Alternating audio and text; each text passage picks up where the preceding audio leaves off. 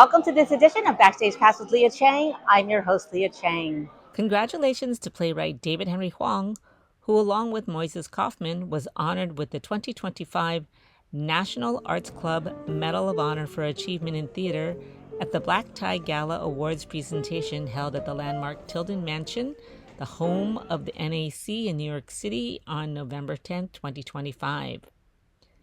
Speakers for David included multiple Tony, Emmy, Grammy, Golden Globe, and Screen Actors Guild Award winner John Lithgow via video message from London, and his frequent collaborators, 2025 Tony Award-winning actor Francis Ju and two-time Tony-nominated director Leigh Silverman.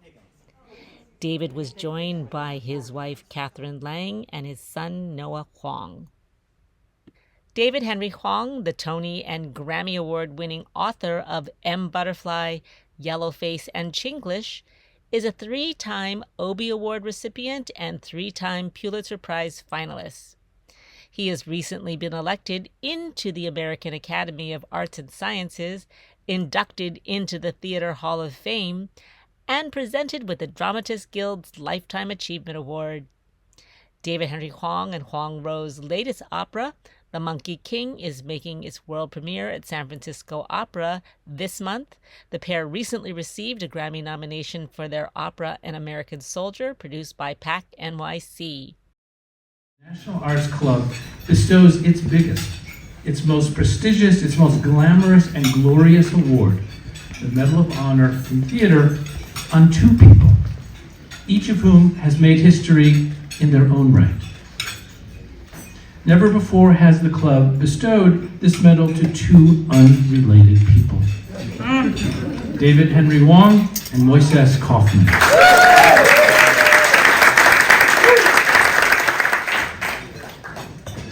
When we all met to decide who would be worthy to receive the Medal of Honor, it was a unanimous, instantaneous, drama-free, but filled with drama, decision to name David Henry Hwang and Moisés Kaufman as joint recipients of the 2025 Medal of Honor in Theater. As your appetizers marinate now on your plates, the paint continues to dry on the canvases of their portraits, which I think you just saw, and they were painted by our resident master painter, Michael Shane Neal.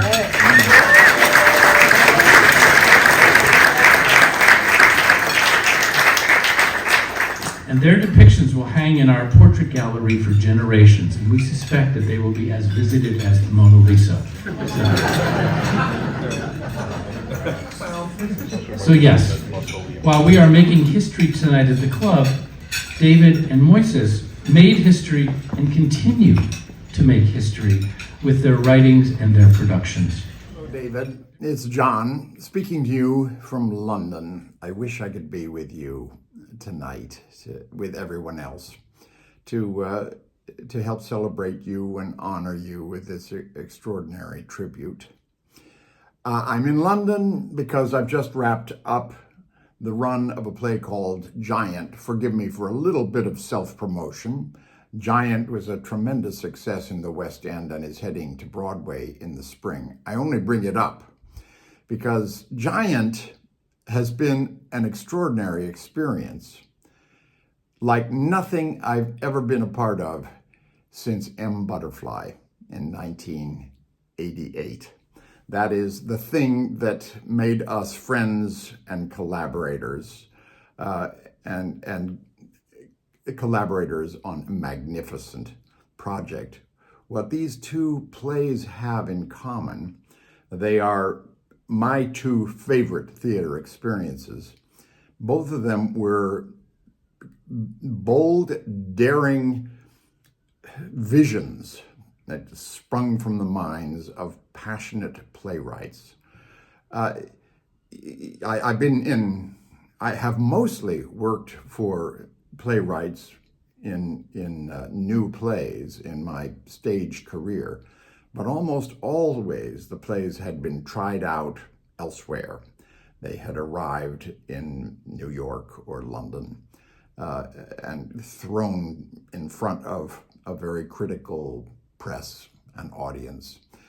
None of them have succeeded like M. Butterfly and giant, but also none of them were quite so daring. I was a part of the creation of these plays. Nobody had played these parts before. I was working with two marvelous directors, Nick Heitner and that genius monster, John Dexter, our collaborator, David, but also playwrights who were fiercely intelligent, had a very personal story to tell and share and challenge audiences with.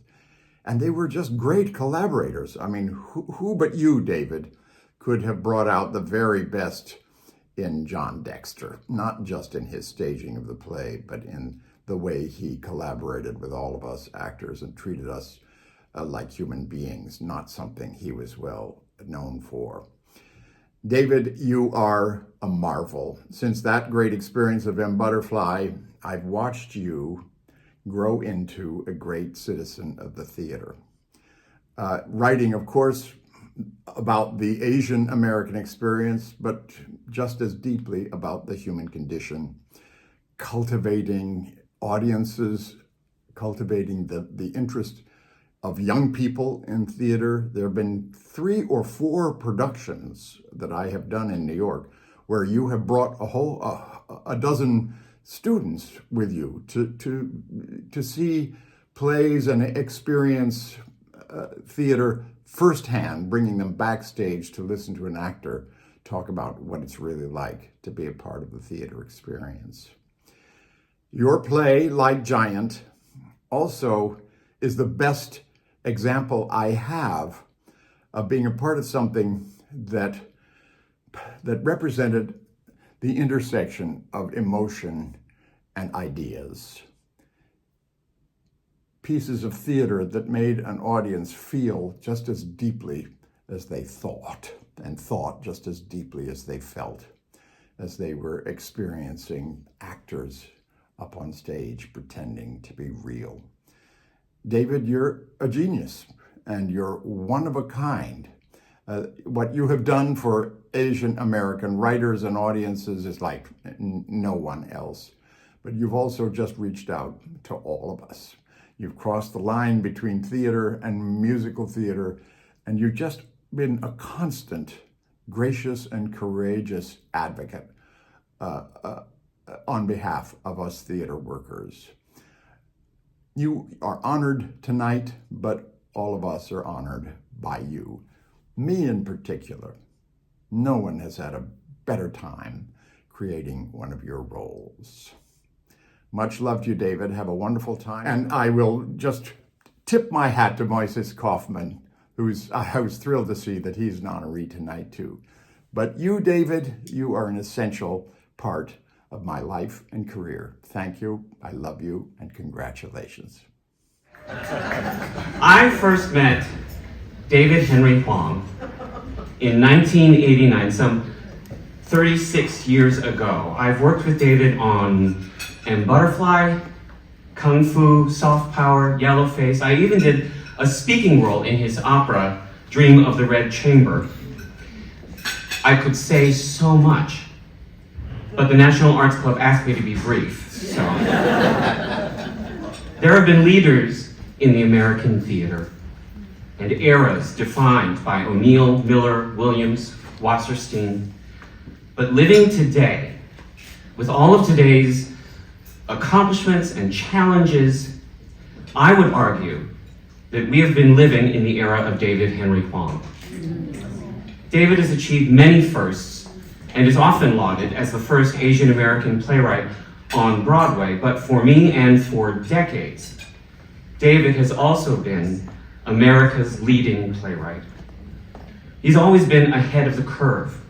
When David premiered Yellowface at the Public Theater in 2007, I remember many Asian American artists confiding in me, asking me why David was still writing about identity, about being Asian. Obama was going to be president. They were tired of identifying as Asian. They simply wanted to be recognized as American. And wasn't all that struggle just in the past? When Yellowface was revived last year on Broadway, the conversation among many of my friends was very different than in 2007. Many said they hadn't realized how much they borrowed from and relied on David for so long. Often they said, how did David know back in 2007 what we would be going through right now? We are all catching up to what David has been writing. David has proven to be prescient, the conscience we thought we didn't need, making connections between the personal, the political, and the artistic. David has warned us, laughed with us, bemoaned with us, and somehow pointed our eyes toward a kind of hope. I hope one day and soon we all catch up to David's compassion as well. In Yellowface, David wrote, "It feels good to be part of something bigger than myself." And he gave that line to the white antagonist in the play. That's a generosity very few of us witness these days. David's experimentation with form epitomizes not just his own artistic curiosity and prowess, but also the range of human experience and capacity that we all share, and more particularly, that Asians share. His very first play, FOB, already dealt head-on with the tension between what makes us Chinese and what qualifies us as American, embracing multiple identities as a strength, actually a uniquely American attribute. His work insists that Asian Americans are as diverse as humanity, having the same capacity for universal human frailty, heroism, and hubris. David has led our cultural discourse for decades. He has helped us articulate to ourselves the world around us and the worlds within us. He hasn't written bitter indictments, even when it came to writing about the time he was stabbed. Rather, he writes with a sense of humor that comes from compassion and understanding that in America, we say we strive to live together as one people. At my callback for M. Butterfly in 1989 to become the new understudy, legendary producer Stuart Ostrow asked if I thought I could do the Beijing opera. And before I could say anything, David piped up, saying that I had tons of dance experience on my resume, so of course I could do it. Well, actually, for once, David was wrong. Honestly, I didn't think I could do it, but one of the many brilliant things about David is that he sees in us the potential to be better. He may be writing, as he has said in interviews, from his own subconscious, but I believe he is always writing for us, in the hopes that his reflections on the questions burning inside of him will make us all just a little better. As a playwright, as a librettist of musicals and operas, as a screenwriter, as a teacher, as an activist, as a citizen, David has been creating new forms, giving me and myriad others a voice to better understand ourselves and better see the humanity in each other. He's been getting it right for decades. He's the epitome of soft power, creating a counterculture that has succeeded in influencing and becoming mainstream culture. Throughout his career, David has told the truth. It's an honor to have this opportunity to tell the truth about David. It's David Henry Hwang's era, and we're lucky enough to be living in it. Bravo, David.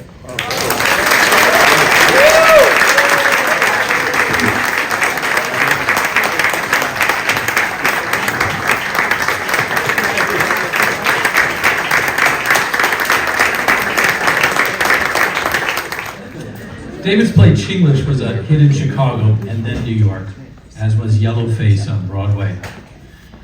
Due in large part to Leigh Silverman, their visionary director. And so I want to welcome Ms. Silverman to the stage now. When I met David almost 20 years ago, he had already been through a lot of ups and downs. He had had such abundant success early in life. Been produced barely out of undergrad at Stanford by legendary producer Joe Papp at the Public Theater with a play he wrote in his dorm, The Amazing FOB.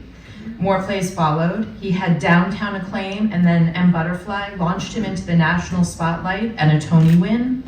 A movie of M. Butterfly followed, a couple very public, very disappointing endeavors, more successful Broadway shows, and in 2006, when we first met, he was coming off a 10-year run of making successful musicals with Disney, Aida and Tarzan. And when we met, he was looking to write a play about his second Broadway show, Face Value, that was a flop and had only run for 8 previews and closed before opening. He described it as docu-theater meets Waiting for Guffman. And it's really amazing, actually, that Moisés is here, because the Laramie Project was a play we referenced constantly for its seriousness and successful intent of docu-theater and what we were trying to do, which was a little bit the opposite. And he kept saying that I wanted to be a really funny satire. And I've since learned that when David is going to write an extremely personal play, he always says, I want it to be a really funny satire. And our first meeting went terribly. He thought I didn't like the play. I loved the play. I was starstruck and intimidated. And it was this kind of true meet cute story, because he left and it was clear we were never going to work together, and that was it. And I was devastated. And then he called me the next day and he said something like, you don't understand the play at all. But I think the way you talked about it made me understand something about it, and we should work together on it. And I love this story, first of all, because 9 projects later, we're still going strong, thank God, but also because that really sums up who David is. Ego aside, willing to listen, willing to revise, willing to collaborate, his heart and mind only in the direction of the work. That play turned out to be Yellowface, and it turned into one of the funniest, yes, but also one of the sharpest politically and deepest personally in his whole canon of work. The play is wild structurally. The play should not work. Like, on paper it should not work, but it really, really works. It starts out as, yes, docu-theater, and yes, then turns into a farcical backstage comedy, then morphs at least 2 more times before landing squarely in a deeply earned emotional wallop of an ending. It broke the mold in 2007, and when we revived it last year on Broadway, as Frances says, on more than one occasion, a young playwright would find me and say, I didn't even realize what an impact this play had on me, and I've been stealing everything that I write from it. And we filmed that revival for PBS Great Performances, and I know it will continue to resonate with audiences for generations, as will Frances Chu's Tony-winning performance. Yay. And the writing is so good, and the culture finally caught up to it, as did, unfortunately, our regressive, racist political times. David has said, every failure offers something to be learned, and every success has some drops of poison in it, which I think is incredibly profound. And in my humble opinion, what makes David an exemplary artist, one that is so deserving of this award, isn't just his success. It's the longevity, the stamina. It is the life of a visionary artist open to innovation and reinvention. David, I love you.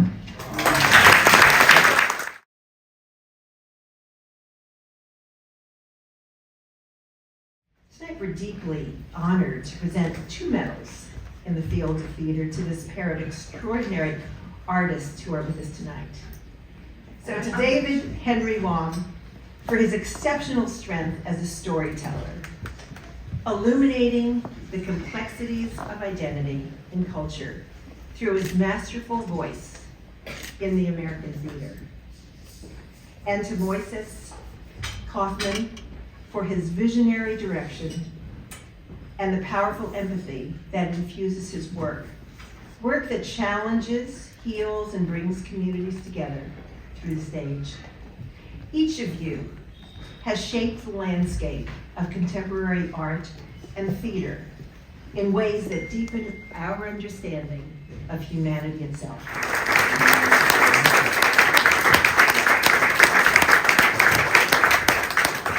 So I do this all at the same time. David and Moisés, congratulations, and thank you for making our world a better place.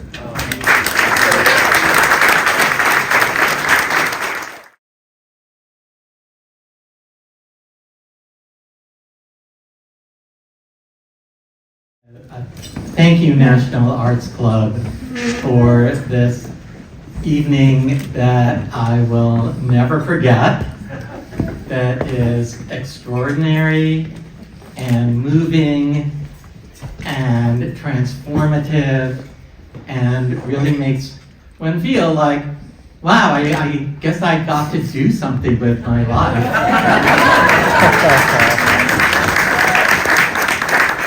Thanks to Linda and Tara and Richard and Steve, and certainly those who have said such amazing and flattering and kind of insightful words about me. John and Lee and Francis, love you so much. So I started wanting to write plays in college, and I don't quite know why, but the idea of creating worlds which then would come to life before my eyes was incredibly appealing. And I went to college with a wonderful playwright who was taken from us too soon, Harry Condolian. And yes. And Harry used to say that playwriting is the ultimate arrogance, because you literally put words in other people's mouths.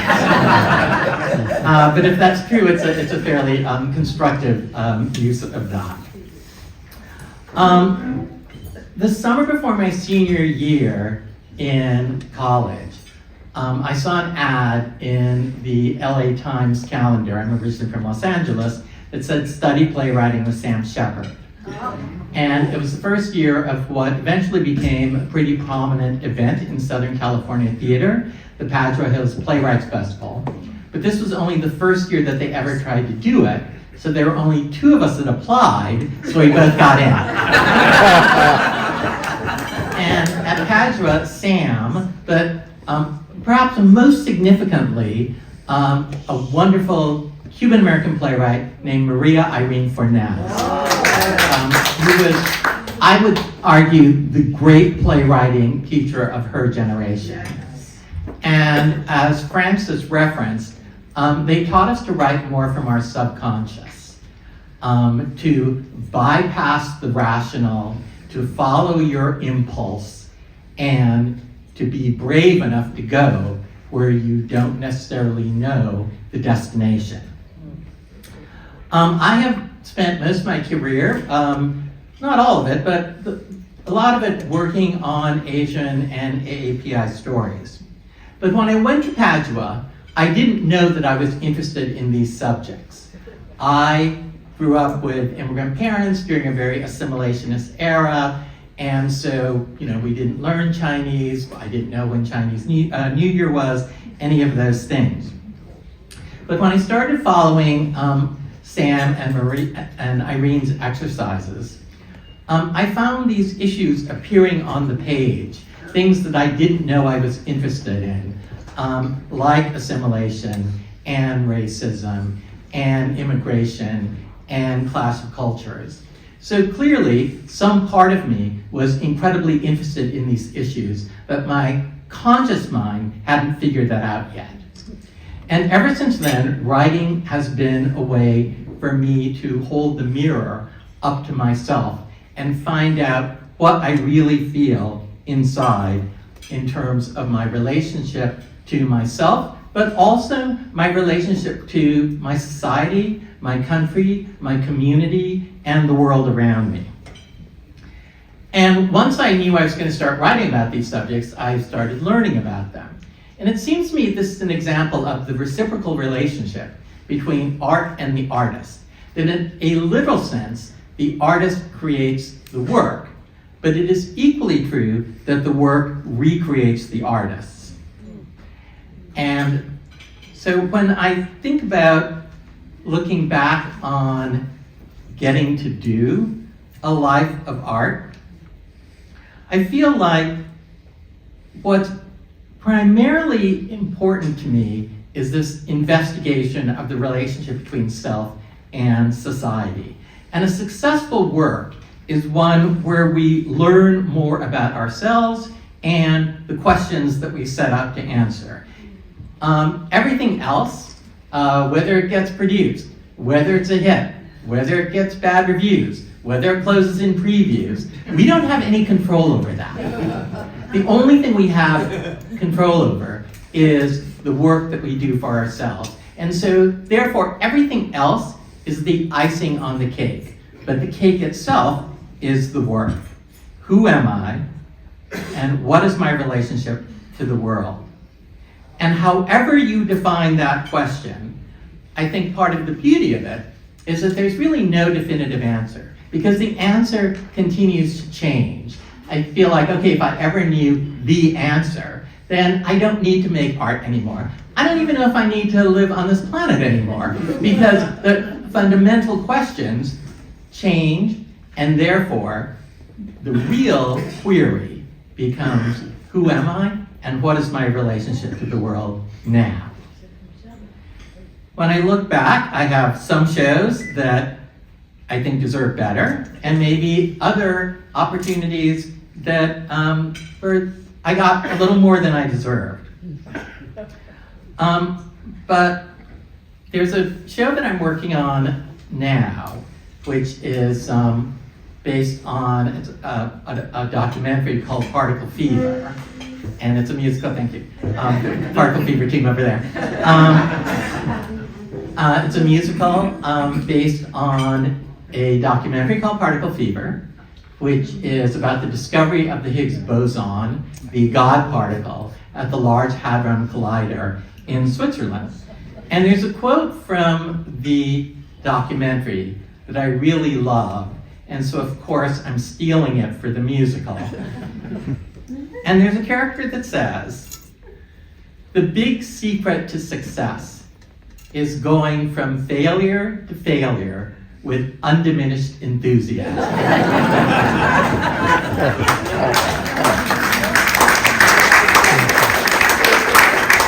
And thanks to you all, thanks to the National Arts Club for affirming that I'm continuing on from failure to success to failure, but with undiminished enthusiasm.